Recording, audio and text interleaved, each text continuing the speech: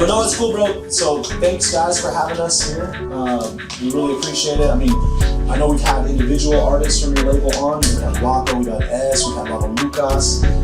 So it's just cool to kind of like be up in here where all the magic's made. And I know a lot of people who listen to us do listen to your guys' shit.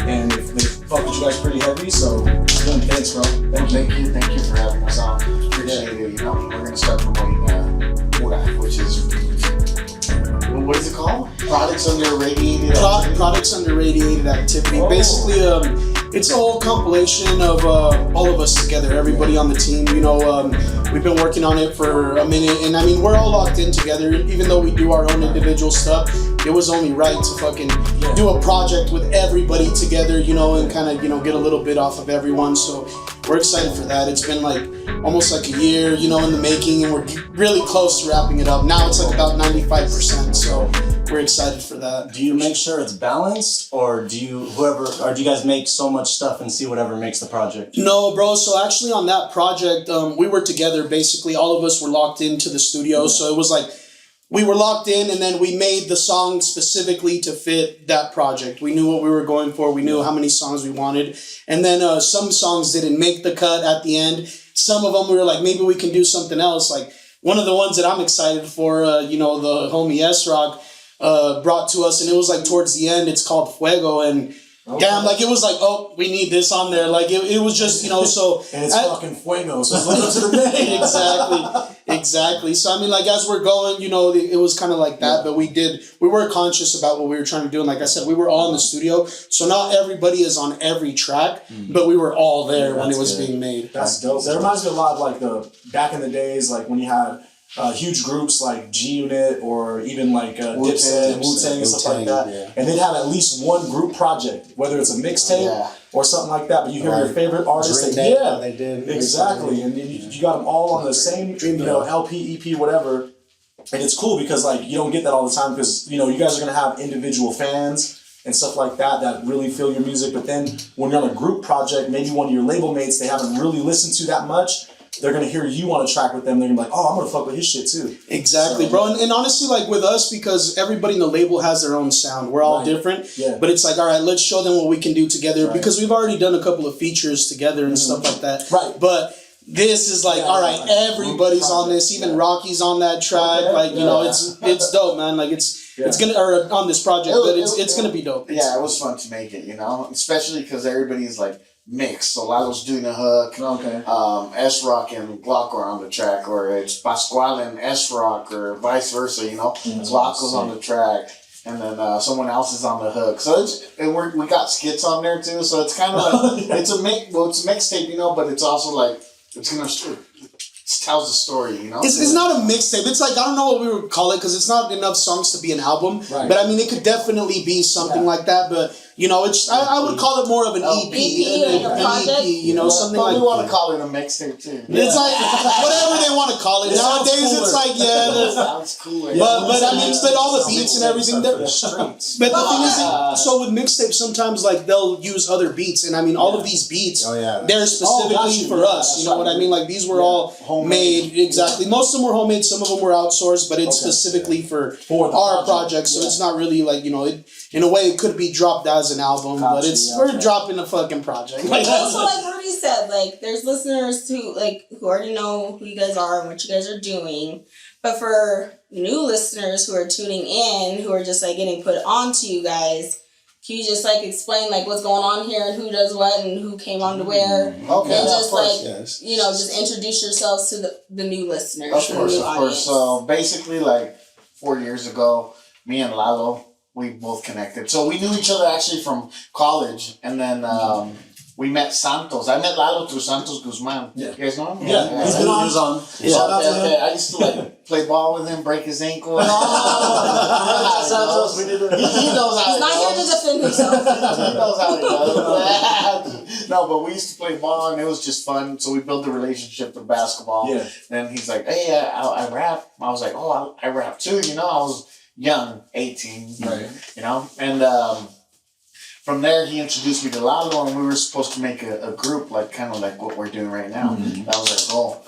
And everybody went separate ways, you know. Life, start working, especially because we don't have money, or we were trying to get that paper, baby. Yeah, right. And after like 3 years after that, me and Lalo, he hit me up. He was like, "Hey, what are you doing? Let's make a song." I was like, "Okay, let's do it." And we connected again, but I was too busy with work and making money moves, whatnot. And I told him, "Well, let's just focus on you. I don't really want to rap no more." I was like, "Let's just go. I'll teach you everything, how to record everything. I'll connect you with people." And he's like, "Let's do it." So from there, we started building the brand, Pura Vida. And it was gonna be Pure Life, but I was like, well, because you're rapping in Spanish, so we're gonna do Pura Vida, so we changed it. It sounds better. Yeah. And that's For Life, right? Yeah. For Life. Pure life. Pure Life. Yeah, basically the same thing. Yeah, and really in Spanish too, like Pura Vida, it's like the height of life too, like really, because I know like direct translation. You enjoy, like exactly. If you enjoy being with your kids, that's pure life. Yeah. Pura Vida, like you're with your kids or your family, whatnot. Yeah, because a lot of people would look at the direct translation if they're putting in like Google Translate or something, and it would just come up, pure life. But really in Spanish, like that, it can mean a lot of different things. Like Pura Vida is like, the height of life, the best of life, the thrill of life. Like it can mean a lot of different things. That's why I really dig the name. Like when I heard Roman was like, S is now on with this label called Pura Vida, I was like, oh, that's a sick name. Like it just catches you, especially if you know a little bit of Spanish. I put it into Google Translate and it said For Life. That's Por Vida. P-O-R is okay. She probably Por My bad. So do you make sure like there's like a deadline or something, things get happened on a certain time frame? Honestly, it's between everybody. Okay. Yeah, of course. Like we plan out when we're gonna drop. As you can see, we have a schedule. Yeah. A whiteboard. We move off that. We have meetings. What I did is I took corporate America and just turn it into the hip hop scene. That's kind of like where I took it based off. And then Glocko's really good. S-Rock. There's a lot that goes into it, bro. Like because it's like the music part. That's obviously you have to be good at making music, but it's like where does it get to the point where you want to start doing other things and treat this as a business? Right. And so to treat it as a business and try to make money off of it, you really have to have a business structure on how things work. So it's like scheduling things out and doing all of that. And honestly, I'm proud to be part of this this movement and shit because everybody is self-driven. Right. So it's like at the end, it's not really we're not waiting for Rocky to be like, hey, bro, where are you at? What are you going to do? It's more like we're letting him know, like, hey, we're ready. And then we kind of schedule stuff throughout each other. But everybody's so self-driven that it's just kind of like, here's the platform and we're just, we're delivering and that's it. Together, just grinds. Teamwork makes the dream work. Yeah. Definitely. And when you were saying that, it just immediately reminded me of one time I was on a call, bro, a conference call with Bob Proctor, rest in peace, Bob Proctor, but he was giving a lot of us sales guys some attention. And just giving us some insight and stuff like that. And he's like, look, if you treat what you love as a hobby, it's going to pay you like a hobby. So don't treat it like a hobby. Take it serious. Because only people who take it serious are going to get the Definitely, bro. The fruits of labor. I had this one song back in the day when I was starting off, and I was like, this is a hobby to us. I thought it was cool. And then my homie Serge, I started making music with him and everything, one of my favorite producers. And he told me, he was like, bro, do you still see this as a hobby? Right. It's like, because if you do, you're only going to treat that as a hobby. Unless you want to make it a career, then start seeing it as that business mindset. And it's been different since then, bro. Like, honestly, it's a lot harder. And sometimes the creativity kind of, gets put away because of these business moves and shit like that. But at the end, it's like the people that are up there are doing both and balancing them both.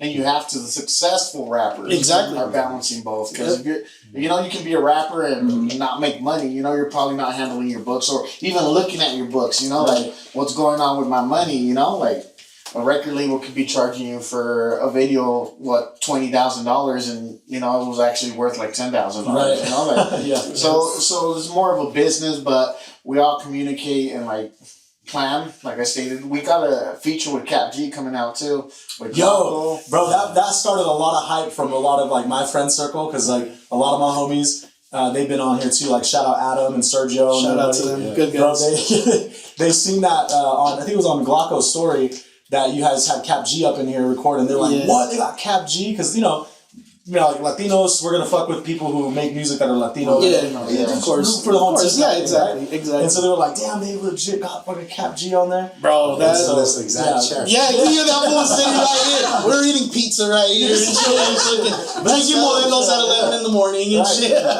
Fucking nah, bro, it was tight. And shout out to Rocky, bro. That's where it's like his position is important, in the team because he brings us these opportunities, and he's like, hey, I just bought a feature from Cap G. Y'all fucking handle that shit.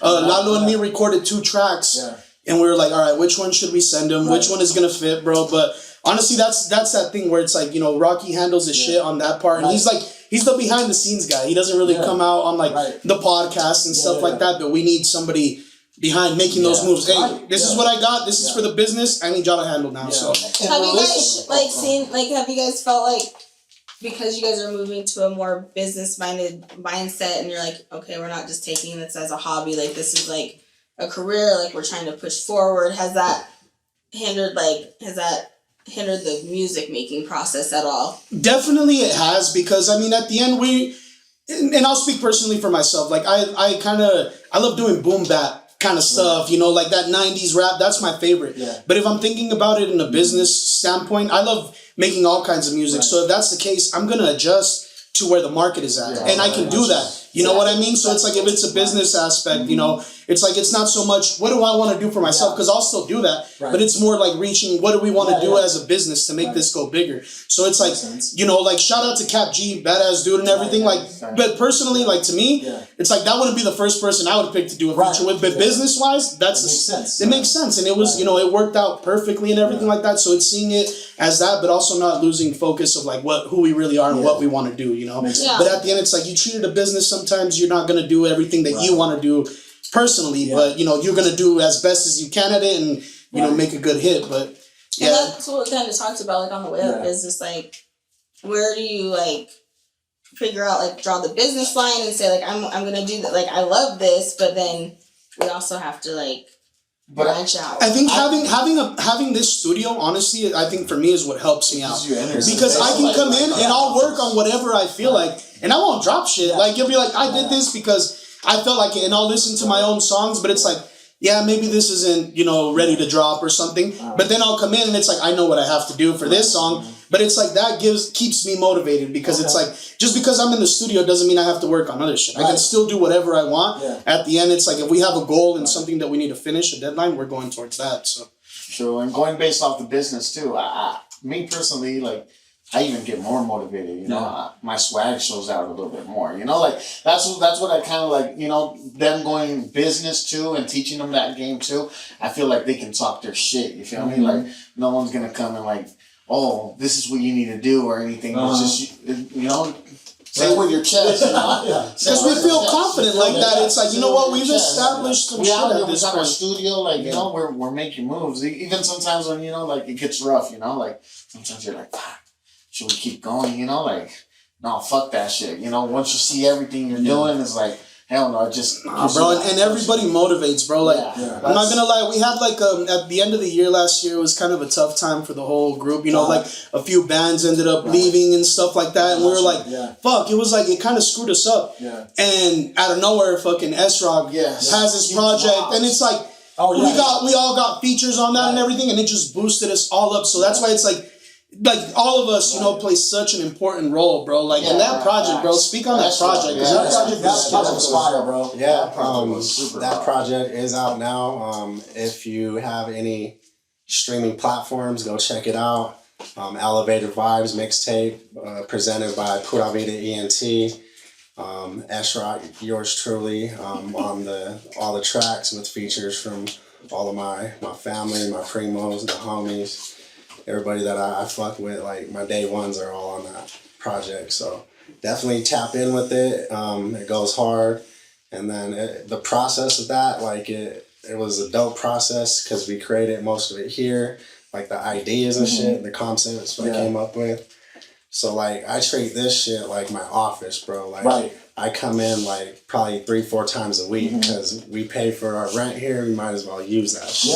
So I'm in here weekly working on shit. I got so much stuff that hasn't even came out yet. So it's like we really do this shit. Yeah. And like little by little, I've seen the progress. Like you know, it's how we started, where we came from, how we started, and where we're at now. And it's good to look back to see like, oh, those mixes were horrible back then, but we still felt it. But then the quality, gets heightened and The stuff. level of Yeah, exactly. Levels, You look, exactly. you're like, Levels, wow, like song number I'm one actually on the starting project. to, make something decent and stuff. And his yeah. work now, Yeah. like you guys haven't heard none of his unreleased Oh, I'm shit. sure. Like, it's just leveling up, It's just like on steroids and shit. It's exciting, man. All of that, like everybody like that, like S-Rock doing that in such a crucial time where people, maybe this is like the first time they're hearing about that. And because they won't know, it's like, Right. oh, we're doing our thing, but it's like, no, we were like, we were so close that we were like, should we just all go our own ways and shit? Like, we didn't know what to do. And then this one had the project ready, and it was like, in that kind of shit, bro, like that builds like so much like more, like it makes us stronger, bro, because it's like, damn, like, S-Rock, like, and I don't even know if you knew like that, but it was like, damn, that really kept us together, like, through that time. And then after that, bam, let's keep going, like, so it's like, that's the good thing about working with a team like that, bro, people that are so driven, that it's like, yeah, shit could be going bad this way, but it's like, we got another heavy hitter that's gonna fucking about to tear some shit up, and like, that shit's important, bro. So what was like the motivation, or like what's the vibe of like the project? Like, where did like the concepts, ideas, like what are the listeners like gonna expect to get out of like this project? It's like more so like for the people that that work every day, the hustlers, the people that are really out there trying to Like make something from nothing. Yeah, like that, are people doing what we're doing, or hoopers. I'm invested a lot with the young hoopers. I've coached. I got a son that hoops. So I got a lot of people that try to accomplish their goals. That aspire to accomplish their goals pretty much. It's stuff you can listen to in the gym. Yeah. That type of vibe. Get your run on, whatever. Right. But it's like motivational type of shit. Uplifting, leveling up is basically. I think you've performed like almost every song on that track, and I swear every single track, like those shows, like people fuck with it. Yeah. That's a good ass feeling, man. Bro, like that fucking it slaps. Like not just because you're my cousin, but I listened to it and I was like, this shit fucking slaps. Like all your guys' stuff does though. Like I remember when we were even having Glocko on for the first time, and he was like really one of our first major features we had on this podcast. Thank you. And I started really tuning into his shit. I'm like, damn, this motherfucker's dope. And then Lalo too. I'm like, damn, because it's all different. Like you said earlier, you guys all have a different sound. Like your guys' tracks, individual tracks are different vibes and stuff like that. But the fact that you guys are a team and a unit, like it really helps feed the internal process. You know what I mean? Definitely. Because like you guys are gonna feed off one another. You're gonna need to leverage one another's certain talents on your track to make your, to take you to a place you couldn't get there by yourself. Exactly, bro. And like the opportunities that we get, from each other and shit. Like I'm, happy to say, like, because of Lalo, I've had like my biggest performance in my life in front of a shitload of people, because they hit him up to get on to it was for MC Magic and for Rob and stuff. And Lalo, like, easily none of us are gonna get upset or nothing if he wanted to do that by himself. But he was like, y'all want to do this with me? And it's like, that's dope. And like that, like, we help each other out on any opportunities and shit like that. It's like, we'll bring each other up. And it's like this. Sometimes we could be in a room, bro, and everybody might not like me, but they like my boys. I'm fucking happy with that, because it's like, you know what? They might not fuck with me. That's cool, but we're building up anyways. Like, because it's not just me; it's all of us together. That's cool, bro. It works out. So what are the obstacles being in the Utah market? Like, because you said like the MC Magic show and stuff. So there are Hispanics here that like the old school or Chicano rap. Honestly, but like, what do you feel?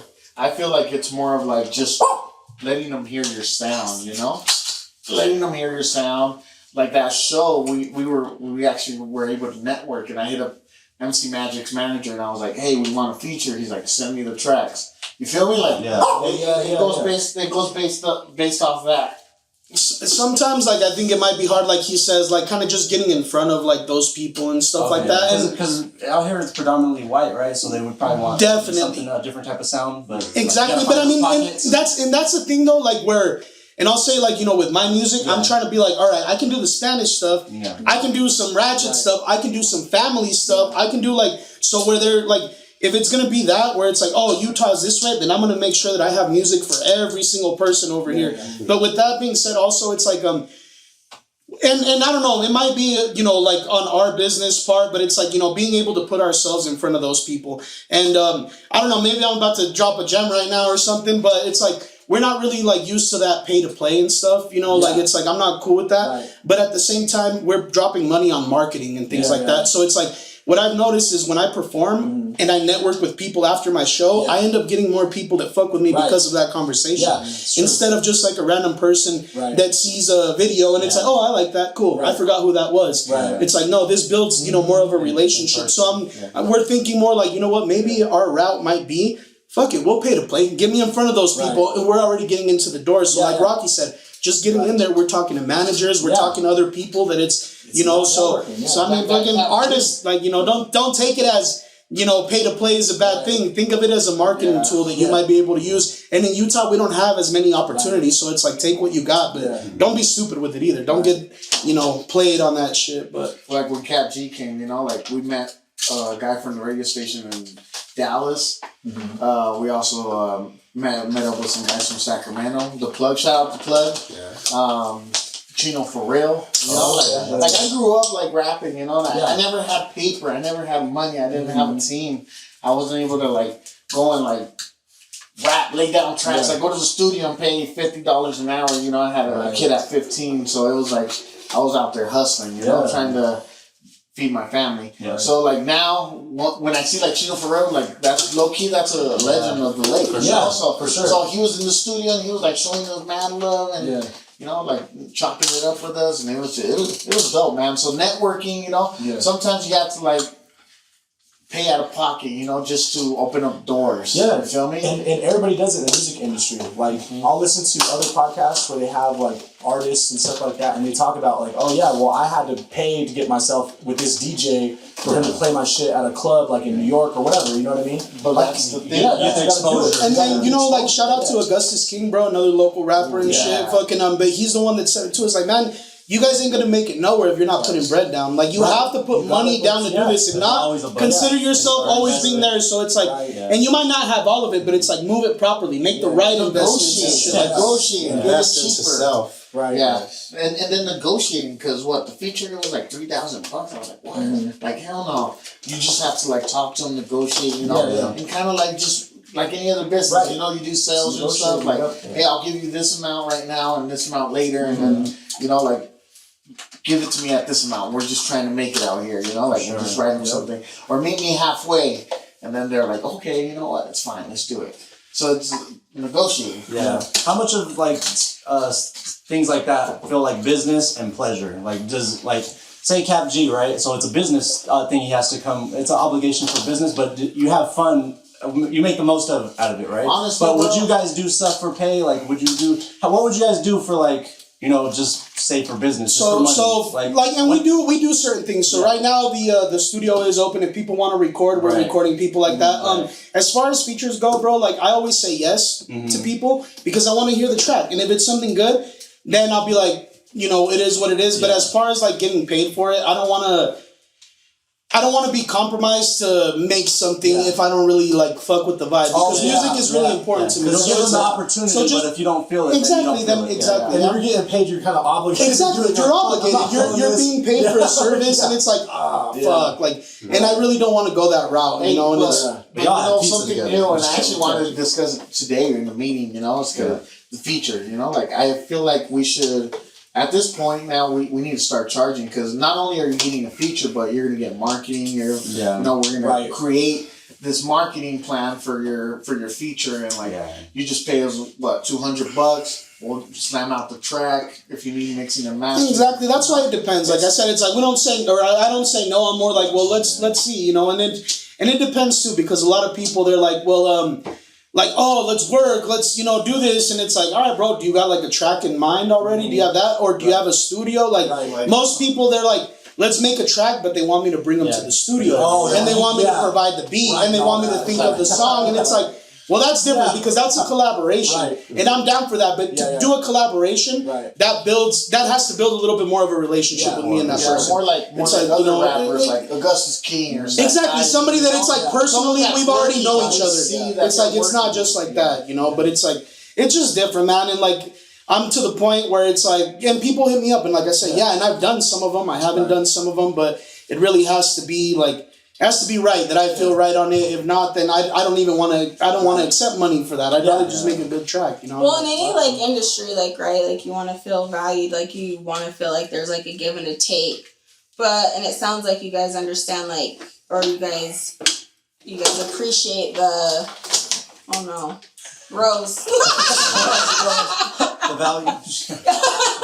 You guys appreciate the importance of building like relationships. So like how many times do you guys have to say, it sounds like you've said like, you know, we have to say no sometimes, or like we have to collaborate, or well, it's usually not even like no, it's more I just won't get back to them. Like it's like, oh, send it, and then it's like if they ask me, then I'll be like, oh bro, well maybe we can, you know, work on this or something like that. But it's like because I mean at the end everybody's an artist, and it doesn't matter like if it's good or if it's bad, it's art. They're doing their thing, but it's just more like how do I feel being part of that. You know? So does it matter if it's like an up and coming artist or like an more established artist? It doesn't matter. It doesn't matter like at all. Like I have we just barely did a collab with Lalo Lucas for the homie Ricky 50, you know, and it's because he's genuinely a good dude. He like shows support like that and everything. We like his music. It's a lot of things that tie into it, you know, that it's like, you know what, like we really genuinely feel, plus the track that he gave us, like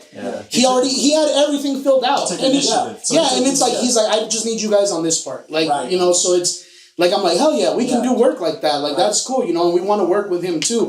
But it just depends like how you approach and stuff like that. Like I don't know, on social media sometimes, like if a random person will hit me up, be like, oh, let's work. I'm not gonna take that serious. But if it's somebody that I see in face to face, I take that more serious, you know. For sure. So it sounds like some of it's like mentorship, like some people are like trying to break in and like they already know like you guys have like something established, and then like on the other hand it's like artists who already have something established, so like you kind of base your decisions on like what if it's a good business move like that, then definitely we'll go that way. And you know, it's I don't know, because I mean I've had the same thing happen to me. I've reached out to artists and I get ghosted or left on red, and it is what it is, you know. It's like and I'll even send out the track just to be like, maybe they'll listen to it and they want to get back, and it doesn't happen. At the end, it's business. I'm not going to take it personally. Maybe I should have, the song might have not fit their vibe, or I should have like talked to them a different way or something, but it is what it is. There's so many ways to do it. And I don't know, at the end of the day, there's no rules to this shit. Like there's no rules. So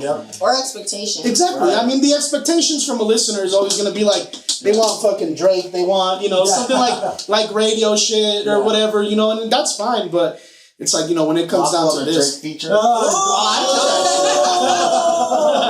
Sing for them. Sing for them. He needs a feature for me. Shit.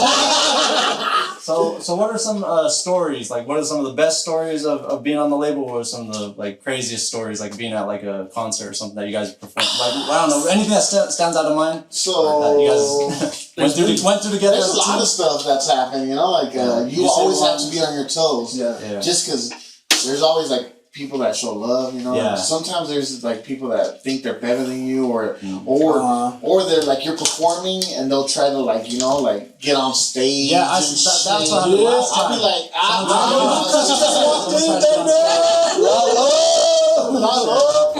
Lalo's in the building. Yo, what's up? You sit right there, bro. Oh, introduce yourself so they can hear your voice. Hi, my name is Rah Lucas, part of Pura Vida Entertainment.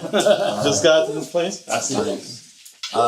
Continue. So basically, like that day, you know, like I'm DJing, Rocco and Lalo are performing on stage, and this guy comes up to me and he's basically like, "Hey, I want to rap." I'm like, "What the like?" You know, in my head, I'm like, "You're like right now." Cool. Right now. Like, it's our show. Like, why you like in my head? But I know he's kind of drunk, so I'm like, I'm cool, you know. I'm like, all right, right now after the show, I'll put the mic on and you can get on, you know. Still showing love, respecting them. Trying to be showing my respect, you know. So then the next song comes on and this guy like he like just goes around the arena or and he comes back. Like I could see him coming back, and I'm like, oh hell no! He's gonna make a move. I'm about to like smack him. You know, like, he's about to get smacked. Was he trying to Dave Chappelle you? Yeah, basically. I'm like, I'm not gonna like this time. I'm not gonna let him. Just no security. I just got up. No, bro, that was nice. I was already security.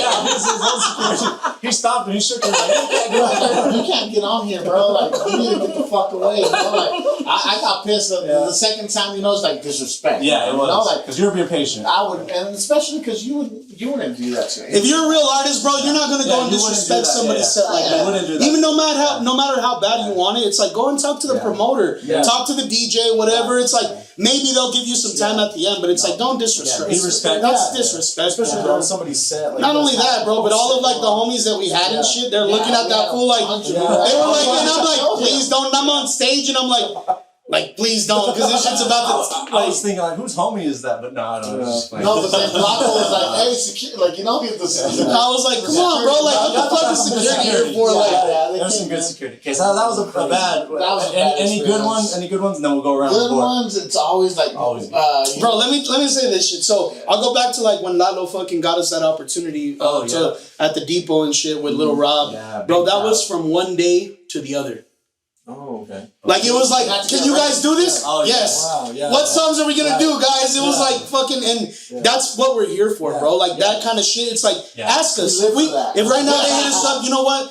You guys want to open up for somebody at 10 p.m.? Fuck yeah, we got that shit. We'll drop whatever the fuck. Like, you know, because we can do that at any time. We rehearse so much. We do all of this shit, and like, I don't know. That was a pretty dope ass experience. And it's like from one day to another, because David Rolas hit me up. It was like, that's the guy on radio station. What radio station is he on? 106.3. Oh yeah, and he hit me up. He's like, hey man, I need a favor from you guys. You know, you got Lalo?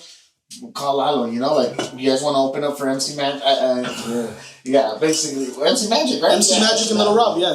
And so I guess some of his crew got COVID. It was during COVID too, so it was like, oh shit, okay, we'll do it. Let's do it. It was just from one day to another. But imagine, bro, if none of us if we weren't ready like that, it'd be like, oh well, fuck, we don't got time. It's like, nope, say yes. It's like, okay, we're gonna do this shit. Like, no, and there was another time too. I thought it was dope. We were gonna go perform at what club was that?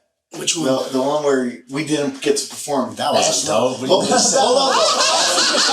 you talking about Ibiza when everybody pulled up? S-Rock left? No, he didn't. Oh, no. After he left. Oh, yeah. And then we were just chilling right there. And like, people would come up to us like, oh, are you guys rapping? Oh, you're talking about a different time. You're talking about a different time? What club was that? It was after Soundwolf. I don't know. So we performed that night. You did get out. S-Rock did out, but we had the show, and then we went to that club. And usually, like, I don't know, I'm not a club person and shit, like, but it's like, fuck it, we just got done with the show. We got our chains on, we're looking cool. Fuck it, let's go, bro. The homie, shout out to the homie DJ Jay Woods, bro. Fucking, he was DJing the night and shit, and so when we got into the building, he's like, shout out to Pura Vida and shit, and like, people were looking at us like, oh, who are these guys? What the fuck? And like, bro, we felt a little, I don't know, a little celebrity status. It was like, oh shit, we got a VIP table, we got a they're in the house, and then they give us a table, and then we're like, oh shit, and everybody's just looking like, oh shit, like who are these guys? Like, in that moment, is that when you guys were like, shit, we could do this? Like, honestly, it's not because of that. No, it's like, it was automatic already. For real, like it's because of that. Like it's like we didn't even rap that night. It's like don't look at us because like somebody's fucking shouting us out. We're wearing chains and shit. It's like no, like fucking give us props because of our music and shit. It's like look at me, little puppy. I'll take us. How the fuck you look? It's just automatic, you know. That feels good though. No, that did feel good. It felt really good. It felt really good. It does feel good to have that kind of like treatment. Yeah, and it's not only happened once; it's happened several times, you know. But okay, brush your shoulder. No, like for real, because people will like know, like so. They'll be like, oh, you're part of Pura Vida. And it might not even be, like I said, somebody that fucks with me. And they might be fucking with S-Rock or something, but they know it's like, they're starting to see the name and shit like that. And that, like, I don't know, man, it makes me happy because it's like, I've been a fan of Utah hip hop in general, but I've been a fan of Utah hip hop for a long time, and so it's like seeing that and then being able to do features with like legends like Gabino Grimes, fucking Calico and shit like it's like big things like that. It's like, damn, these fools are seeing what's going on. Like what about everyone else? Like, why are they just turning a blind eye to it? Like, so I mean, in a way, it's like I feel like we deserve that respect. At the same time, we're humble as fuck. But it's like, and you know what? we put in work. We put in work. It's also like we don't just do it just to like but to teach other people here in the lake how to do it. You feel me? Like they're seeing us how we're doing it. Hey, I see people like dropping videos, dropping music. Like that's what we want. We want to like motivate everybody else too. Yeah, because it pushes it. Yeah, it pushes the whole scene. Like they see and they're like, oh shit, like the bandas. For example, like the bandas, like. I have a bunch of people like still like they hit me up. My cousins are all in the banda. They're always like the what? Like bands, like we did corridos. We had a two bands.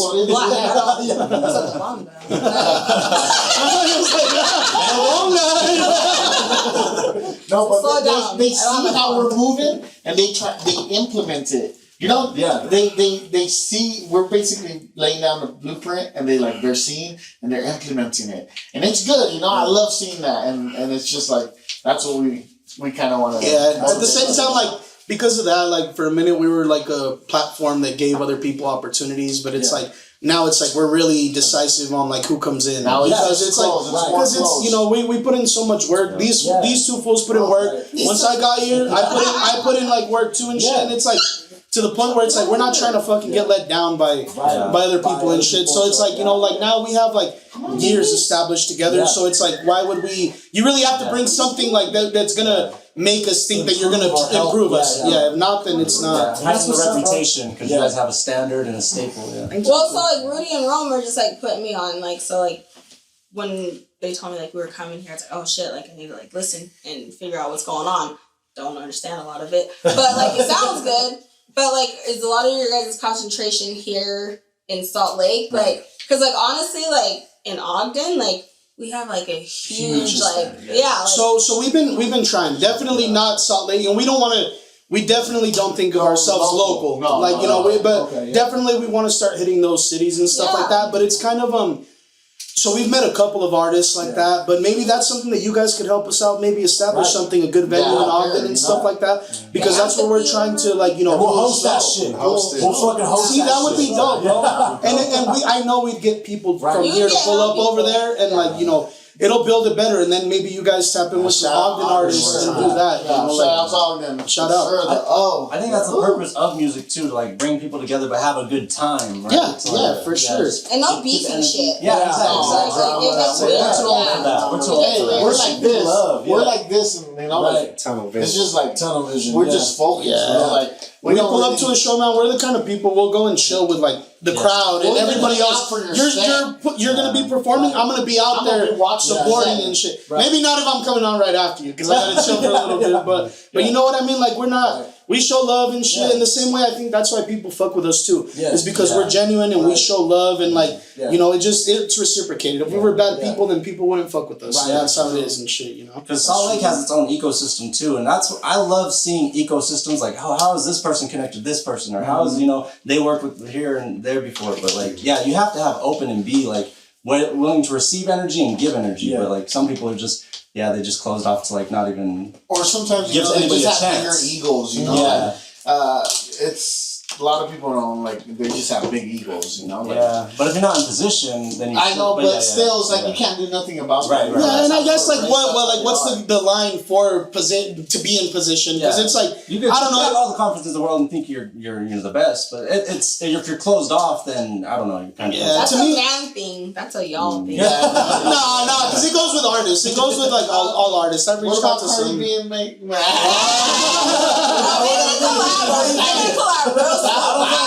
That's my question for y'all. Okay, you opened it up. Is female artists where y'all at with female artists? Because I love I see, I see the video. The females are in there, but then definitely we rapping, you know what I mean?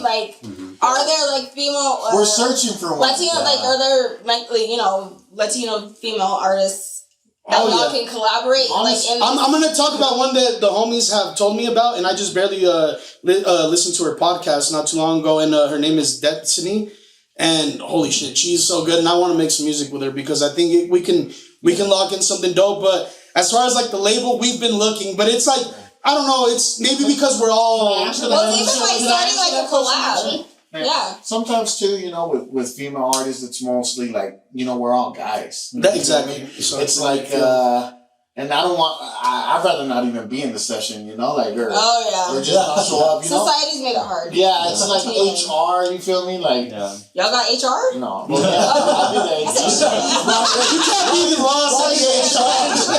He covers the books, covers HR. He's the driver.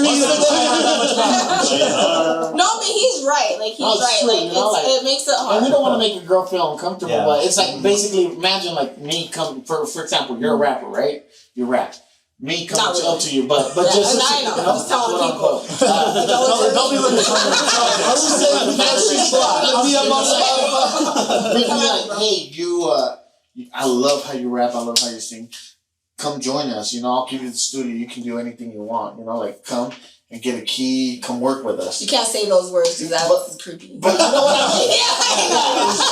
Don't say it like that.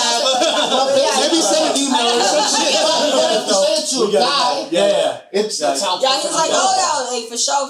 But is he trying to like get at me? Like, you feel me? It really is like that, and like it's unfortunate that you have to like think like that, but. Maybe it's just like it's a buddy system maybe.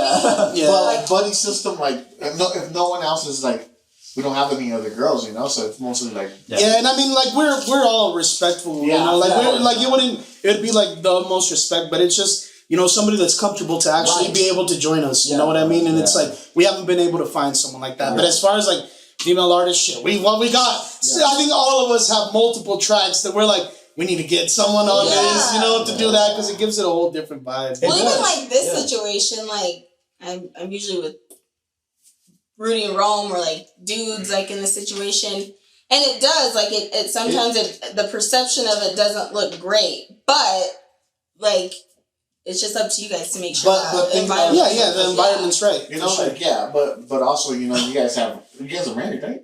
Oh no! No, we go back from childhood though. Like, married to a different black woman. That's a different black woman.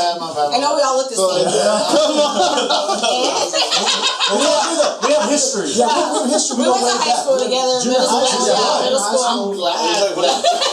You should have asked that since the beginning. You were getting all kinds of assumptions. I was like, this is what?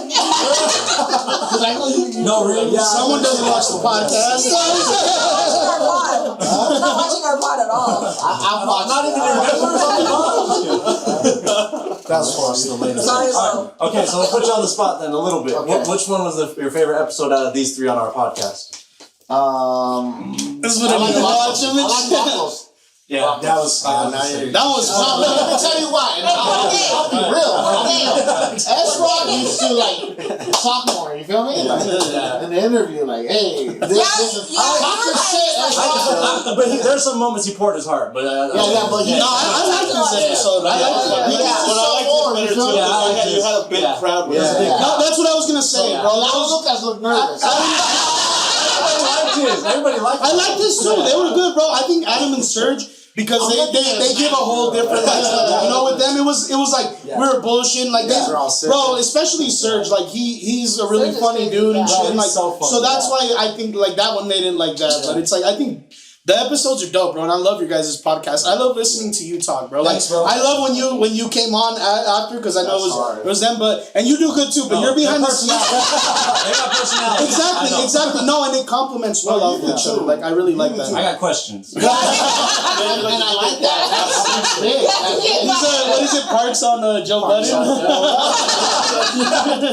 Parks. But basically, like, you know, like I can't be talking for like extended periods of time, you know. So when you ask a question, it's like, oh shit, it refreshes my mind. Like, okay, this like the moderator. That's why he's here. Yeah, that's what he does. That's what he's the glue that holds it together. Because I could talk, but I'll be talking. He brings it back. Yeah, I'll ramble and go off into space. It's up to him to bring me down back to reality. Yeah, like, and then in your childhood. No, we're not there. We want to know. Yeah. No, but your interview was good. Yeah. And then in your interview, you talked a little bit more. Then Yeah. That's always quiet. He was just like, We have to talk right now. You haven't said anything. You haven't said S-Rock, I want to, because me and S-Rock, I don't know if you guys know our history though. Oh, okay. You guys know mine and S-Rock? I know you guys go back, but not Yeah, really. we go back since high school, man. Okay. Like, we both had a kid at 15, Yeah. right? At a young 16, age, but yeah. 16, yeah, same shit. But, and like, I've always known him, and he's known that I've always been rapping. Like, trying to, right? Since the beginning. I seen like, the I would be like in the studio. You so feel when me? did you guys meet? In high school? High school. You I guys met was in high school too? probably 9th grade. He was 10th grade. 10th Because you're grade. Okay. But always the flyest motherfucker, you know? Yeah. Like, You and him. Both Dude, of us. you got She always That's had some jersey that you couldn't Okay, find. still got the jersey. no, but he was always like fly, you know, like, and when I started rapping, he would always like compliment me, you know, like, oh shit, good job, G, you know, like, you're doing good. And then once I started Pura Vida, because he kept rapping, you know, like, and that's what I was like, oh shit, I seen the work ethic, and I was like, I'm gonna tell him to come, you know. And then we started talking, and like, dude, he's just been leveling the fuck up. That's what I like. We had like basically a brunch lunch meeting. Ooh, not a brunch. Mimosas and everything. While he was maybe sipping. So was it Lucky 13? Yeah, Lucky 13. Yeah, like, and we chopped it up over some food. Like, I kind of told him what my vision was, my ideas. Yeah. He told me, where he was going, what he had planned, and it just kind of lined up. And I just felt, it was right being, that we knew each other so long and we have the same vision. Why not help each other and try to make, something grow? Yeah. He just, like I said, leveling up. Like that last album that he dropped, I was like, because all the bands left, it took a lot of energy for me. Because without them knowing, without people knowing, like, you give energy. Yeah. Oh, yeah. Like, like, personal you're level. giving energy. Like, they might not, like, it's kind of like, you're giving your energy, they're picking it up, and it kind of attaches to them, you feel me? Yeah. So when, like, the bands left, I was just, like, drained, you feel me? I was like, fuck. And then he dropped this album. Now, Glocko, that's exactly what he said. Yeah, he like, remembers, I told him, I was like, S-Rock, we have a group chat and shit. Yeah. Bro, fuck, you brought me back. I heard that. And I got a request too for this. Can you please start off this podcast with Moving Fast? Is it Moving Fast or okay. Life Moving Fast. Life Moving Fast? I love that track. That shit. Well, yeah. Wait, no, we have to. If we get that clear, We gotta get it This is hard. He likes for the freestyle, like acapella. Is that the same thing? Like this, right? Not right now. I don't think at the end. I'm not just signed that, so we okay. So we all used to. Go ahead. Can I pee? Yeah. Okay. So Someone move into my spot. no. No, we keep going. We need to. But I was gonna say, so like S, Rome, and me, we all used to rap. Leave the door open. Leave that door cracked open. Yeah, just love that. Just to let y'all know it's hot in this motherfucker. It's hot. No, We had to turn up the AC. Yeah, we all used to rap together. Like, we were cousins and stuff. We spent like endless summers I've heard together. that podcast. Yeah. At Vegas, right? Yeah, and we would Vegas rap summers. straight up. I'm gonna drop that tape. Yeah, not only would we rap, we battle each other. Yeah. Oh, dope. We battle rap. And only because I'm the oldest, like I'm older than them and stuff, so my vocabulary was You a knew little more different. words. You study and fuck them up. So he said. For a little while, probably for the first like 2 I years. could write. I can't freestyle. I eat them up with freestyles, and then they started getting good, and I stopped rapping and stuff. I'm like, damn, I'm just gonna take a back seat. Like you guys surpassed me. Hey, like real talk. I've heard the music prior, Renowned and S-Rock. It's just like, bam, levels up. You feel me? Like real talk, and that's what I love to see. When someone like starts like to like, oh shit, these cats are like, Nah, bro, and we've done some tracks like with S-Rock where it's like we're it's Chicano and everything like that, but it's like the Spanish stuff, but it's like, but he'll make it fit that Spanish vibe and shit. Where it's like, you hear this motherfucker on a cumbia before? Got something in the works. Yeah. Okay. Interesting. yeah, it's really good. I try to be, versatile and try different things. Yeah. Get out of my comfort zone, get out of that box, because I love music overall. There's lots of different music, you know, that I listen to here and there. Of course, there's the majority of what I listen to on the day-to-day.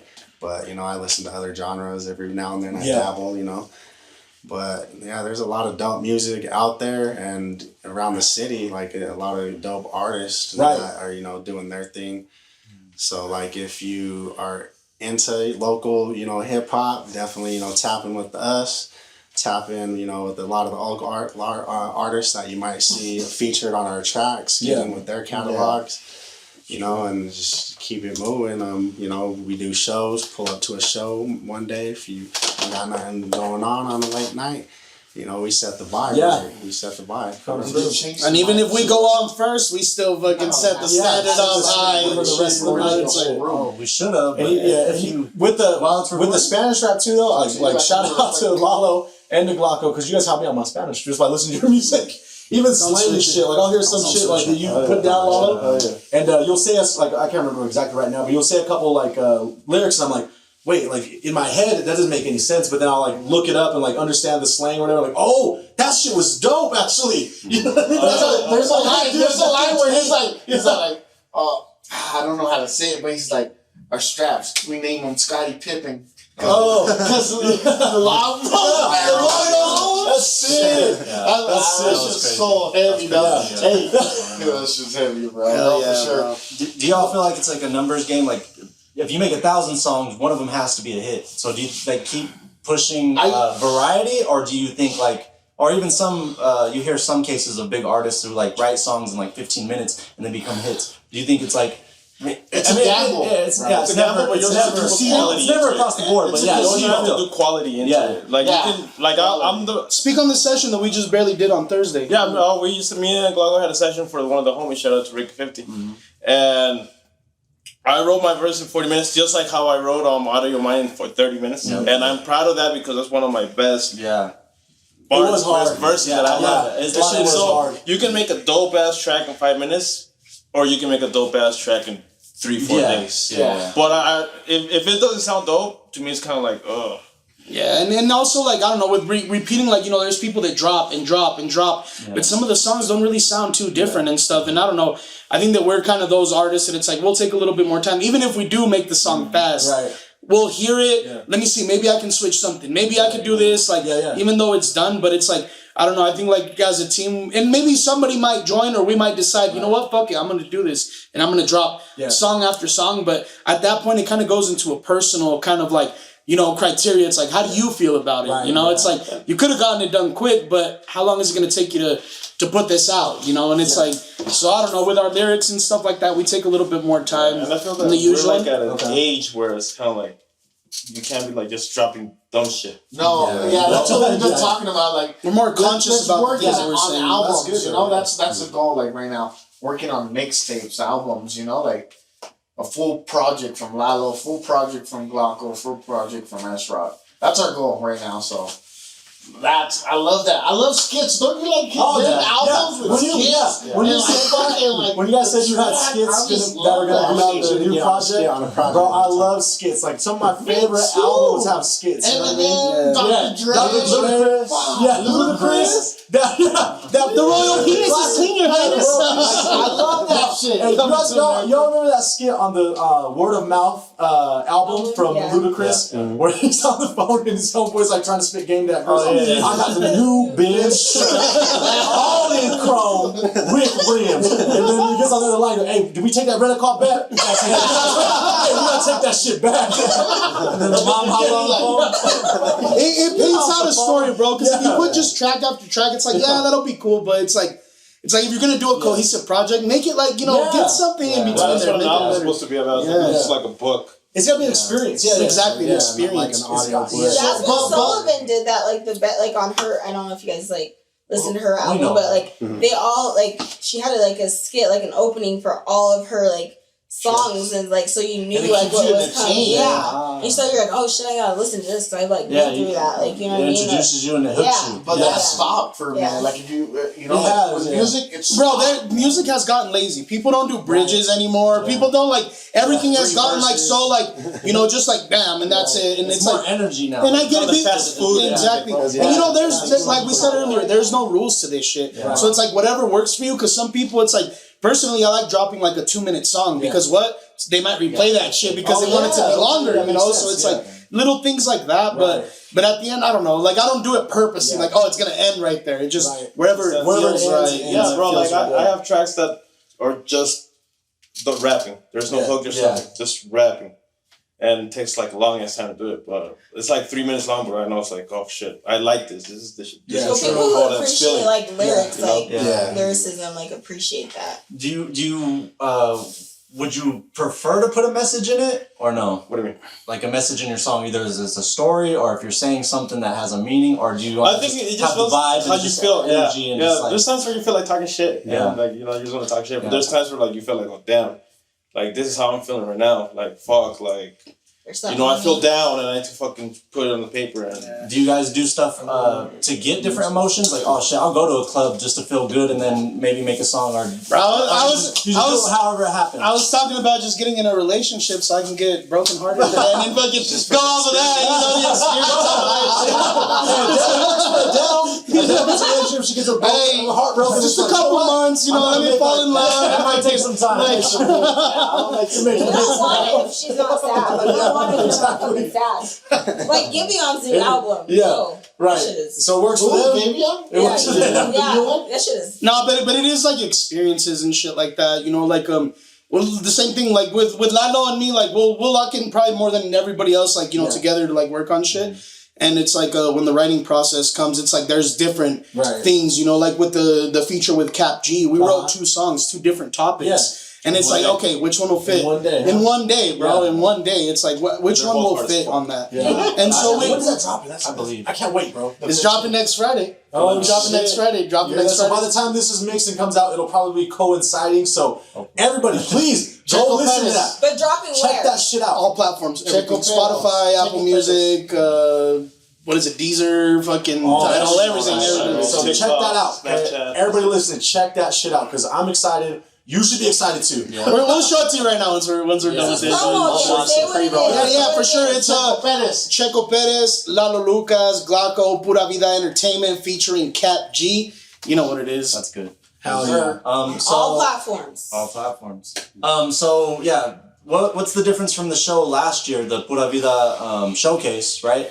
And then from doing this year, because it's annual, right? Yeah. This is the second annual? So this is gonna be the third. Okay. Yeah, this year the bandas are gone. Okay. So last year was kind of like corridos and bandas. This year it's we were kind of focusing on more of the people that we actually fuck with in the hip hop scene, specifically Hispanic Latino artists. Right. That we were trying to put a the theme will change. The theme will change and everything like that. We want to make it like a festival. Like we're always trying to to excel. But this year's gonna be more hip hop based. We do have one band that we're excited to show the homies in Jovis that they kind of got that indie style and stuff like that. Really good singer and everything. Nice. But it's gonna be more of a hip hop show with then obviously all of the team, but with other friends. Where the other ones were more just our team. All the rappers that we picked are like savages. Like some of my favorite rappers. Yeah, people that have been putting. I love to see them perform because like UA. Yeah. I actually saw them perform. Shout out UA. I saw them perform at Cap G like 3 years ago. So 3 years ago when 4 years ago. This is when I was first starting Pura Vida. And like I seen them, I was like, damn, these cats are from Utah? Yeah. Like I was like, oh shit, these guys are hard. And then once me and Lalo started coming on, because this is the mecca of rap, dog. I don't know if you guys know, but this studio, this area, like a lot of rappers came out of this building specifically. There used to be a lot of Sac Ivy, like a lot of rappers used to roll around here, Sac Ivy, Phobia, like Toby Ali, like a bunch of artists Vinny Cash's, like, there's some dope artists, bro. Yeah, they used to have hella studios here. Yeah. Now we're the only ones. Yeah, the only ones. So there's history here. Yeah. Wow. I gotta go upstairs and show you some shit in a little bit. But yeah, there's some. There's some. No. There's some. I like to call them hieroglyphics because they have like a whiteboard and there's like everybody kind of drew their own shit right there. And it's like a bunch of dope ass artists from Utah, bro. Like, and they drew like, you know, like, and that's it's just dope ass artist, bro. Like, and there's this guy from Provo. His name's Sheepe. Sheepe Lean. Oh fuck, he sings and he fucking raps. He's Mexican too. He's a savage, bro. Yeah, bro. We're excited for this show, man. We're excited for this show. Bro. Fucking right now we're going through some fucking little bit of turbulence. There was a shooting. Fucking the famous Loading Dog, bro. They fucking had a shooting this last weekend and they shut down permanently. So right now we're trying to see we might end up throwing the show over here. If not, it might be postponed. That's kind of why we didn't want to talk about it too much on here, but you know, letting everybody know. So probably by when this drops, we'll already have an official, you know, where like where it's gonna be. But our goal is to try to do it in the parking lot. So just make sure you just tap in with all of us on our socials to know what's going on. Porta potties, you know, security, and we're gonna just make it pop. Nice little Interesting. Yeah, that's stuff you can't control, but at least you guys handle it and try to do the best you can. Those obstacles, bro, like shit that you can't control. It's like it's out of my hands, you know, like, and that's another thing that I've been like struggling with too, like getting mad at, is that most of these like failures or shit like that, it's not within the camp. It's like the people we outsource to or the people we work with, external shit, you know, like people that are not about their business, you know, like this shit, we do this shit for reals, and like we treat it like a business, like any other business. He's a businessman, you know. Everybody's self-employed. Well, S-Rock's not, but we're all self-employed. We're all working, treating this shit like a business. And for someone else to like just drop the ball and not be held accountable, sometimes I feel like calling him out, but it's no, cool, you can't. Like you almost like. There's gonna be a point where you kind of have to, but. We don't know what they're going through sometimes. Well, but like in this line of business, like you're just gonna have to keep moving. That's the thing. Like in this shit, you can't take it personally, but business is business, and so at the end, it's gonna affect your future business with them. So that's on them to. Yeah, especially like around here where it's so small. Yeah, you know, everybody like you hear stuff like you know everybody talks. Right. And that's one thing. Pura Vida, we're about our business. You know. If we need to pay someone or we don't owe no one any money, you know? Yeah, bro, that's like I feel comfortable like that too, and like shout out to Rocky, bro, fucking help us out with the financials and shit like that. But it's like that's that thing that it's like we don't owe people and we'll pay you. We're not asking you to help us out. We're not looking for a handout. Like we're doing business properly and shit. Like so earn ours, you know. Yeah, so it's like when people don't treat it the same way, then it kind of sucks and shit. You know, it's like leaves a bad word, but then at the end we end up having to. Fix the shit last minute. Like with the venue, like shout out to the Loading Dog. They really are good people, bro. And like, that shit happened. That's like you said, it's out of their hands. It's out of their hands. Yeah. So it is what it is, but it's like, now what the fuck do we do? It's like you said, like you didn't want to like mention it on here, but like no, mention it on here, and then like put something on still. Yeah. And they're like, damn, we're going to move regardless. Yeah, because that shows that you guys are ready to do what you got to do. Or at least try. Or at least try. We'll just postpone it for a better time. Yeah, we'll make it over. It's going to happen. And I've been telling them, it happened for a reason, too, you know? Like, because we were going to go to Colorado, too. Like, we're still going. We're still going, but we were going to go perform out there. Yeah. And I don't know what happened with the venue out there too. Like something happened, so it's happening for a reason, and and both at the same time. And bro, you should see our chats because sometimes like I get pissed out and I'm like, man. Like, I don't even give a fuck, whatever. And then it's like, all right, give me like 10 minutes to like chill out and shit. Let me go smoke a joint real quick and fucking like, but it's like shit like that it's like the world doesn't know about it. It's like, this is just internal shit. It's like, they don't know that it's like, oh, we'll get in arguments and we'll fucking be mad and like, but at the end we are people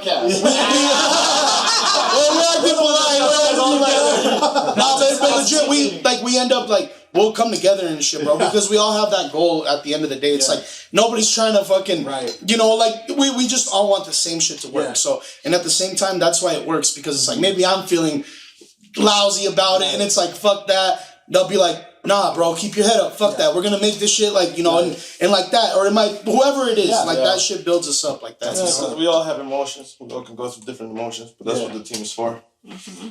That's why it's good. I would say. Yeah, that is good. Yeah. Yep. Your- Just your lean team on and members are there leverage to each other. uplift Yeah. lift you. There you go. Yep. Hell yeah. And that was like one of my questions is like, what happens like when one of you guys starts to elevate and like, but you guys already answered that and like that's what We yeah, we that's applaud what a team them and cheer Yeah. for them on. Because that was And an at the- opportunity for would- you. And at the same time, like, work harder and shit. Yeah. I see my guys, I'm telling you, when S-Rock dropped the shit, I'm like, oh, fuck yeah. They lifted me up, and I'm like, Yeah. hell yeah, I gotta work. Yeah. Hard as fuck, too. And, like, we all feel like that, bro. It's never like, I at least have never felt any kind of, like, jealousy kind of thing or, like, anything like that on anybody doing their thing. It's more like, we celebrate that shit. Because it's like, we know at the end, like, hell yeah, it might not be my time right now, but I'm right behind you, bro. So, like, get us there. And, like, as long as we're in there and we're prepared, then it is what it is. They can hit up any of us and we're all ready and shit. Like, no matter what. It happens all the time. Yeah. It happens all the time because we have different crowds that Definitely are different people and shit. Different Yeah. fans, yeah.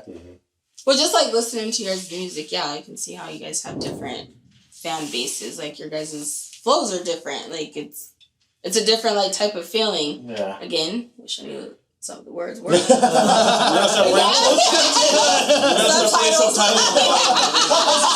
I'm like, this feels Hey, low key, different. I'm not gonna lie. I'll be in the studio and I'll be hearing everybody's songs, and like especially if they're in Spanish, and I'll start translating them in English. I'm like, low key, I kind of want to flip one of my songs, Yeah. like and just make it in English and That'd shit, be like dope. some sublime shit. Yeah. That would be pretty cool if you did that. That would be interesting. 'Cause Nobody's done that in a really long time. Like, should do that. and plus they do it for covers. They don't do it for their own songs and shit. So That'd be cool, man. Because that's true. Like only Sublime's done that. Very few artists have done that. They've done like Beyonce did it too. Beyonce did a whole album in Spanish and some of her songs, and in English. Cypress Hill And did it was that the too. same things. Yeah, the same tracks, but she did them in different languages. that's so. dope. That's really dope. I didn't know that. She did That's that. it. Shout out to Vic. Oh yeah. That's why she's Queen Bee. Yeah, she's the queen. No, No, and you know what? I want to give a shout out to like black culture. You know. Oh, yeah. I was raised off that. You know, like growing up. And Is this because I'm here? no. I think we all have Don't do that. Real talk. I'm just I'm giving black culture the flowers. You know, because like without them, like I don't even know, bro. Like my life would be fucking blank. Yeah, this is where You hip feel hop. me? Yeah, so that's where hip hop I'm originated. not You know what I mean? saying like like it's just in my veins automatically. You know, like Dual osmosis. I'm Mexican too, but it's like you feel me, like.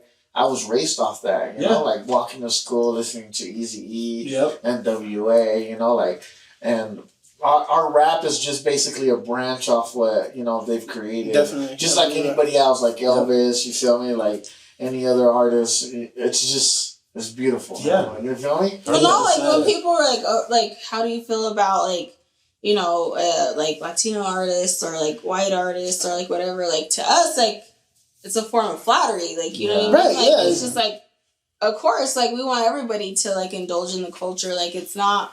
We didn't intend for it to just be us. And I feel like with hip hop, it's like what it did was open that up so that everybody can express themselves in that culture. Because obviously that music came from oppressed people. That was like, you know, so it's like they took that and it's like other oppressed people, you know, they expressed themselves through that too. So it's like, gave us definitely, an outlet. for sure. Oppressed people an outlet. For sure. And then, I mean, with music, it's, you know, music is universal, man. And so then opening that and then like especially in hip hop being able to add all of these flavors, genres, you know, and it's like beautiful. Like look what it is now. Like this is like ridiculously like hip hop is like the biggest genre in the world right now. Like it's no matter what. Like and it's crazy that it got to that point, but it's like because of the gate that it opened up for the whole world. You know, it's like I used to read a song today that was like who was it? Quavo and Quavo and Offset. And J Balvin. J Balvin. Yeah, like No Mas. It's called No Mas. Yeah, like the shit was tight. And I was like, dang, like this is crazy that like these like artists like could come together and create something like so dope. Like Snoopy has like a So to me, like with Calico, when he reached out to me, he was like he's like, bro, like, let's work on a track together and everything. And he sent me the track. I was like, bro, do you want me to do this in English or in Spanish? He's like, Spanish. Yeah. Like, for sure. Yeah. Like, you know, that's what I was automatically. I'm like, good, because I already wrote my verse in Spanish. So, but I was thinking, because it lifts it up more like that. It's like that diversity and shit makes it a lot better. Well, because I think, like, we're interested in, like, the other side, too. Because, like black artists, like, we do what we do, but like you guys put like a different spin on Yeah, it. and you guys And then look at it like, oh shit. That's We like, get a that lot of sounds love tight. from Like, you know black what I mean? artists too. Yeah, like that sounds tight. And then like going into California, like we talked about this on a podcast, like race relations are like kind of weird, like on the East Coast, like West Coast, like, you know what I mean, like with blacks and Latinos, but like you see it more, like we're embracing each other. We're the same. And especially like out here now, like I grew up with people who look like Rudy and Rome, like, you know what I mean, and they grew up with people that look like us, and so we don't have, like, we never had that issue, but like to hear us like coming together on music and like appreciating each other's like different perspectives and like hearing the different the different styles, the cultures, like the content of like what you guys are talking about, but it's like in that the form of hip hop, like I think it's dope. So yeah, thank you, and that's what it is, like elevating, you know, like getting more people together. That's the only way. It's like it's just, I don't feel like a lot of people, like, you know, like they actually, like, well, they do show respect, but it's not talked about a lot. You feel me? It's like, even though we want to show appreciation and our love and affection, but you don't want to be weird. Yeah, you don't want to be weird about it too, or be seen like, oh, you know, like it's more like, you know, but it's real. Like, it's real. Like Tupac, like fuck, like when my parents used to work every day. You feel me?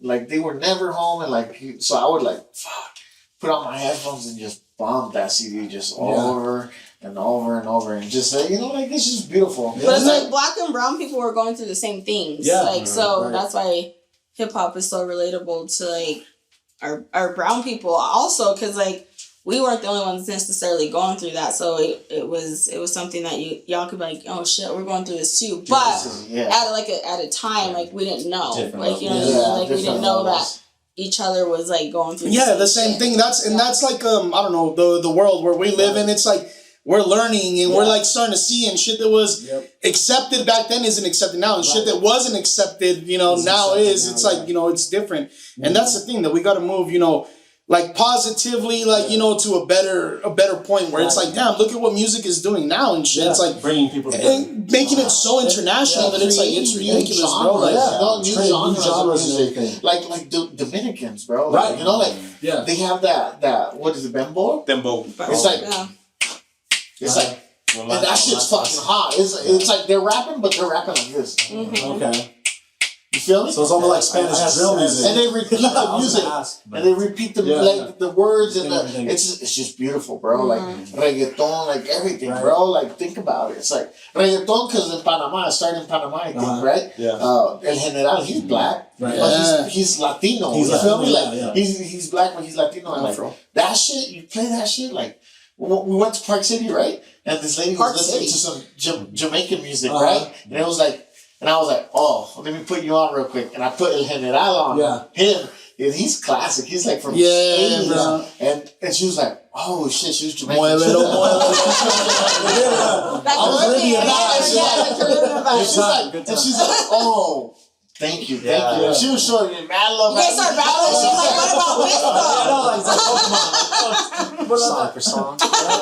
And she was just like, oh, little mini verses. Because you even think, like, you know, like music, there's so much history in music, right, that's influenced, like, even today. But like Harry Belafonte, right? So he's from the Caribbean islands. He did calypso music. And if you listen, it's like his most famous, that song in Beetlejuice that the family does. Yeah, that's him, right? But he also marched with Martin Luther King. Yep. He was friends with Malcolm X, right? And he identified as, you know, a black man, but he was from the Caribbean islands. He was like, I can't remember exactly where he was from, but he was Latino too, Harry Belafonte.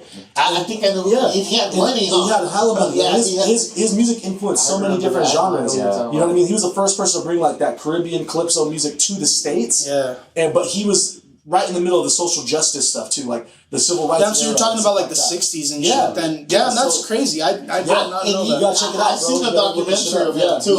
He was married to a white woman. Yeah, because when you think about it, they did have a lot of like Caribbean sounds at that time too, and it's like, you know, where they really like that. But also like, because I know like Celia Cruz and shit like that, like, you know, once they came over here, but those like, especially on the East Coast. So I had a writing prompt last night for like an assignment I had to do. So it was like, how has the way you listen to music changed in like the last 5 years? Wow. Like the last 5 to 10 years. Like how has the way you listen to music changed and the way you consume it changed? Like, and does it feel any different?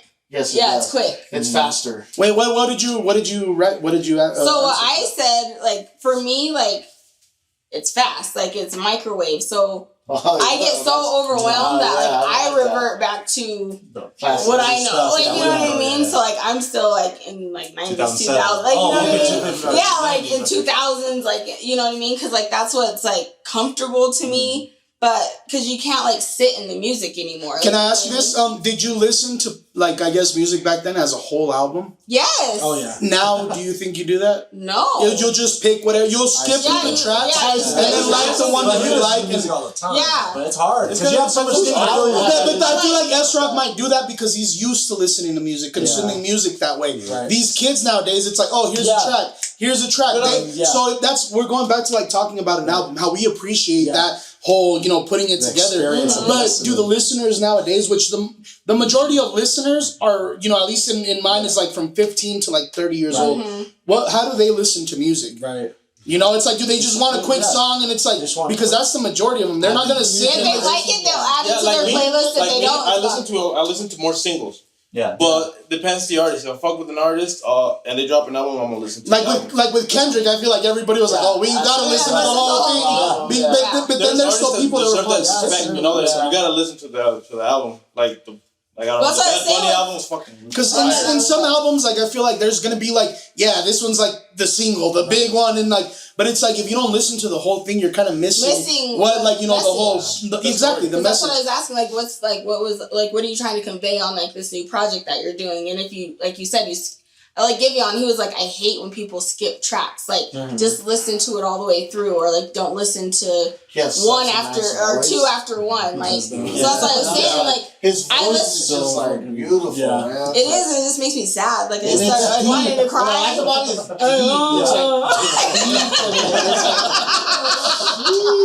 But back then, don't you think you were forced? Because you only had those 12. Yeah, you did.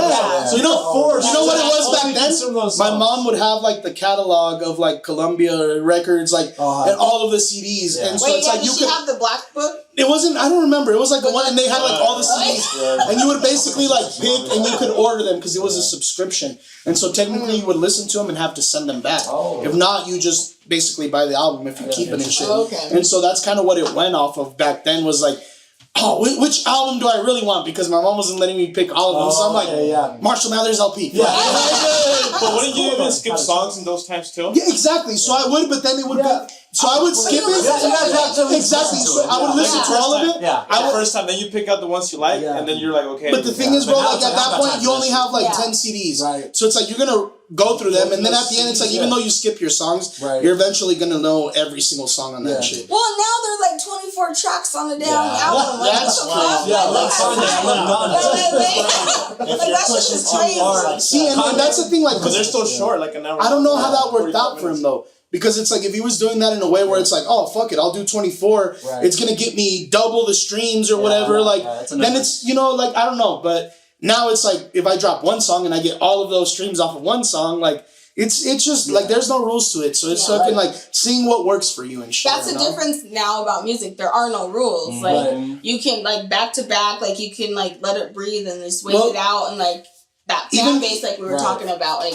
People have like cult like followings. They don't need labels. Exactly. They don't need like you know what I mean. Like they're going to get those streams regardless because of like what they go. What they built by themselves. Yeah. They might not even need a label to sign them. Yeah. They can just fucking like do your shit on YouTube and fucking people fuck with you. Like you build it up already. Build it up.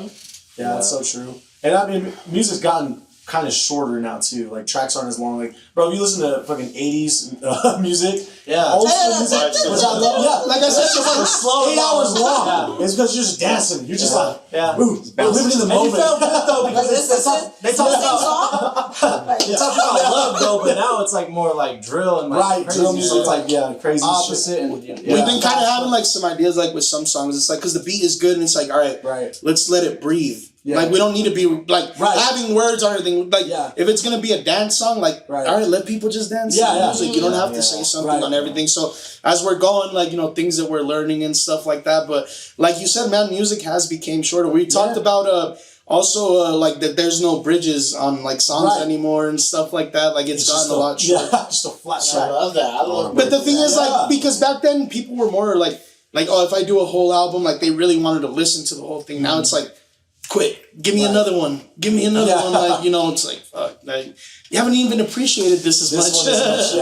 But that's the art too. Like you have to like make them want to like listen to like the next one. Like you're like, oh, like, this shit was dope. Because like I know like now I'm 30 some odd years old. Like if I listen to something and like the first one's not great, I'm just like, nah, the rest of it's trash. You know what I mean? Like so I'm not gonna waste my time. Of course, So like the last album I listened all the way through was Giveon, and like the first song like caught me, and so I'm like, oh shit, like I'm gonna listen to the rest of it, and like it all like was like that, and so I listened to the whole thing. Chris Brown's new album. I heard. What artist do you think has been like their artist lifespan has been like the best, the most like? I think Chris Brown. Snoop. I was gonna say Chris Brown. Yeah, Snoop too. Are we talking? What era are we talking about? I know, because there's people that are still alive right now that are like fucking up. What's that fool's name that wrote for Michael Jackson? Because I think Chris Brown's the definition of hip hop. Like older dude, black dude, just like Quincy Jones. Quincy Jones. Wait, no, I think he did pass away, didn't he? No, he's still alive. No, fuck no, I don't want to. See what I mean? Like a career like that, bro. Chris Brown. No, like Quincy Jones. No.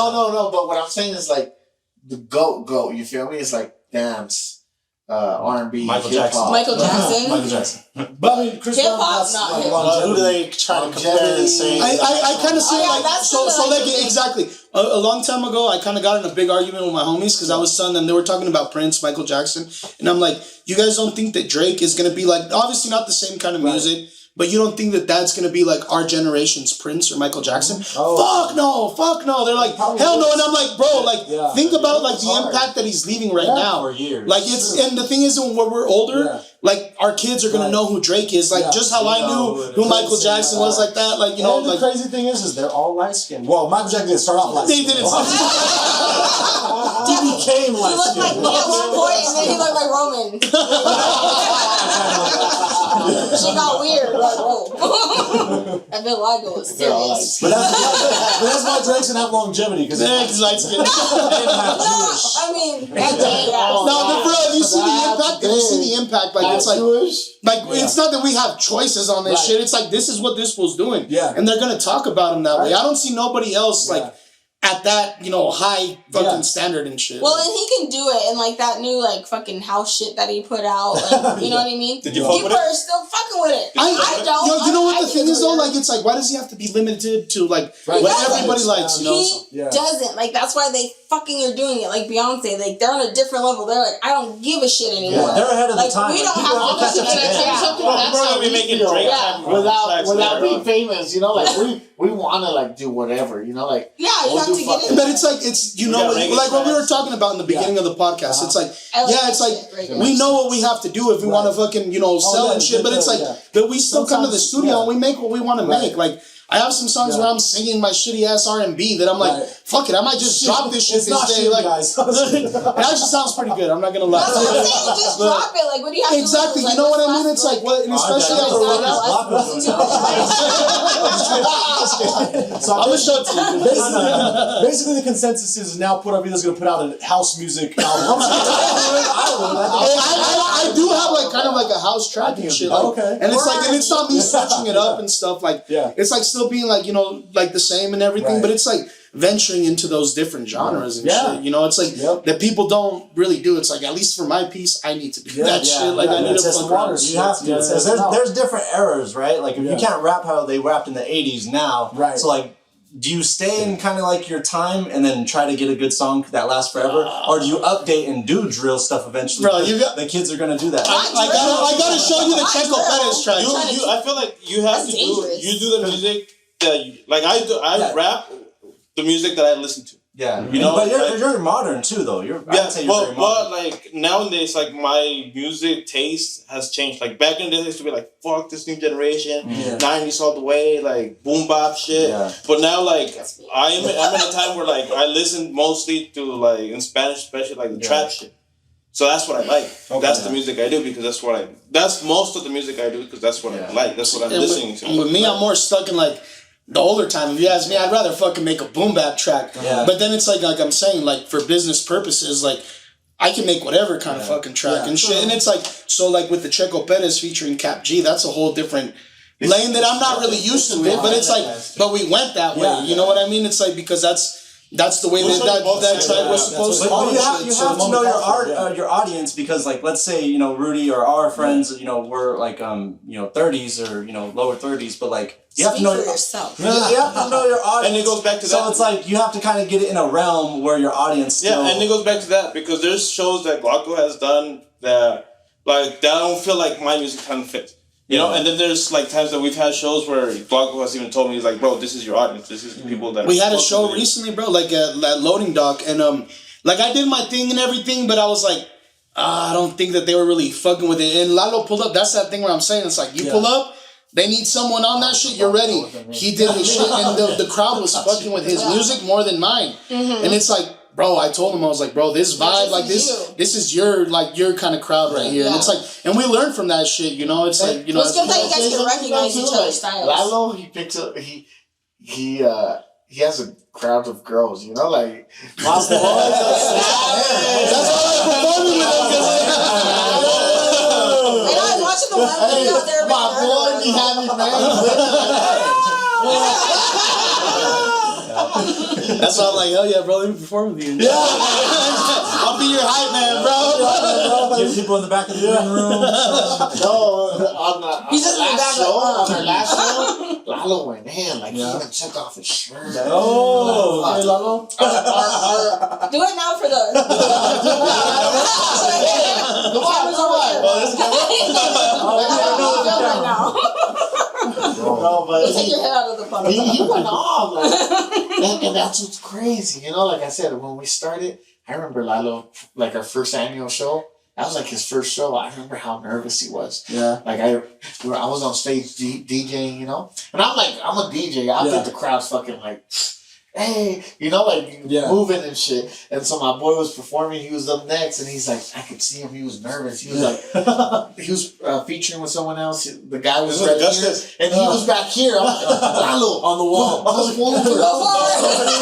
Yeah, that day Rocky did after the show. He did pull me back. He did pull me back, and he was like, "Bro, you need to like step forward and shit." Step forward. He did but he's just been evolved. Like now perfect. Level up. You know the energy. He's out there jumping. And that's what attracts fans, you know, when they see your performance, like you're out there like jumping, giving it all. They want that Travis Scott energy. Right, and that reflects, because if you let the song play, without the dead bodies. Cut that out. That was from Louisiana or something.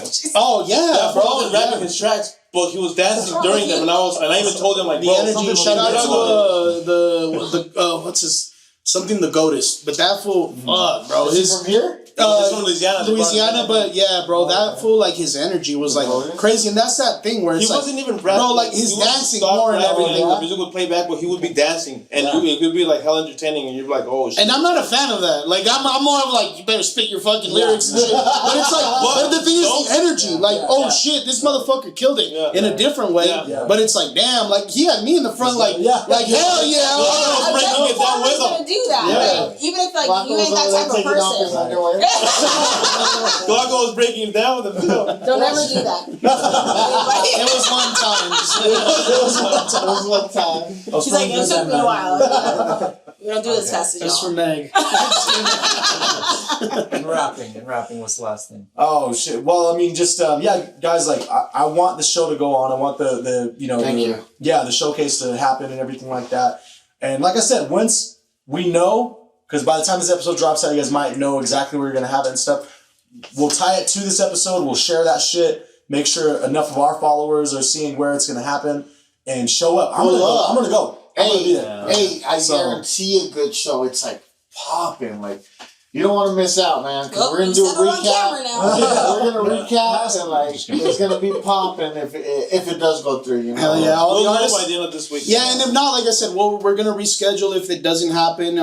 And definitely still guarantee a good show, because that's the thing. Like, we don't want to do a mediocre ass thing either. And like, the fans that are coming to support and shit, like, we don't want to half-ass it for them. So it has to be proper. Shoes too, like fly. Yeah, like we got a bunch of like sponsors and stuff. Gonna give out a pair of shoes you can like pick out, and this guy has like shoes like the best of the best. You feel me?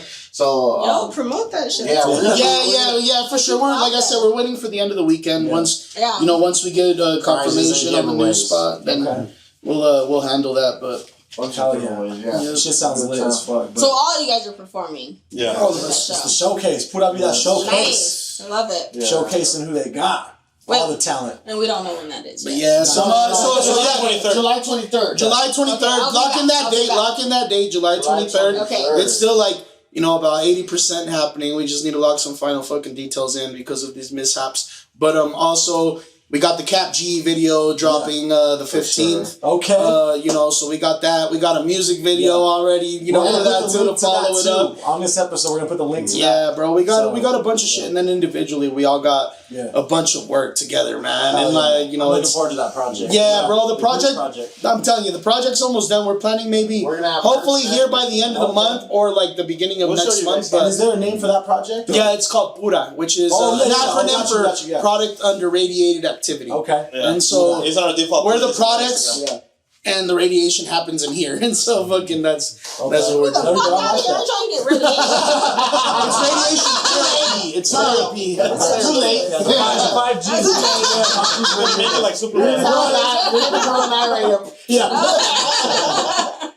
are Rose? She's right here. She's sleeping. Rose is lost. Okay. But no, I just want to thank you guys again, man, being in the Pura Vida studios here with. Everybody's been on. Like, we have Rocky on right now too. First time on the podcast, bro. But each and every one of you guys have been on, and we appreciate you guys showing our podcast love. You know what I mean? Just coming on and sharing your guys' stories, your experiences, and everything like that. Like, we really appreciate it, and I hope the viewers appreciate it too. And follow these guys, man. Shout out your socials. Yeah, shout your socials. Shout all of them in the thing.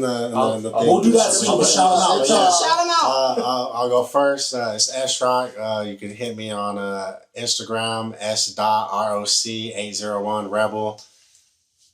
Glocko. You can catch me on all the social media platforms. GLOCO801 and GLOCO on all the music streaming platforms. Follow Pura Vida ENT also.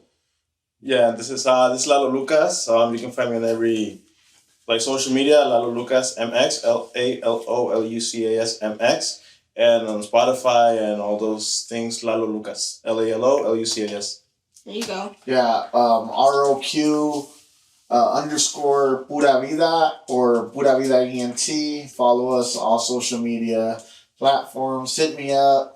Let's get some networking going. Hey, let's get some shows in Ogden. I know that's where we're at. I'm calling out all the Ogden rappers. Let's see what's up, man. Yeah. Let's get it. Let's get a show out there. Collaborations. Let's get a show out there. Let's bring you guys to the O and do it big. Show you a good time. Show you a good time. Yeah. But thanks so much again, and we're gonna close out with that. So go ahead and like and subscribe on the video if you're checking this out on YouTube. If you're on Spotify, Spreaker, or any other streaming platform, go ahead and give us a rating. Leave a comment as well. We greatly appreciate it. Much love. Make sure you hit the subscribe and the little bell on the side. So you're notified. It's gonna appear right here. It's gonna be here. No, it's kidding. It's gonna be here. The routine so you have to hit the notification bell. All right. Thanks for watching, guys. Thank you. Thanks.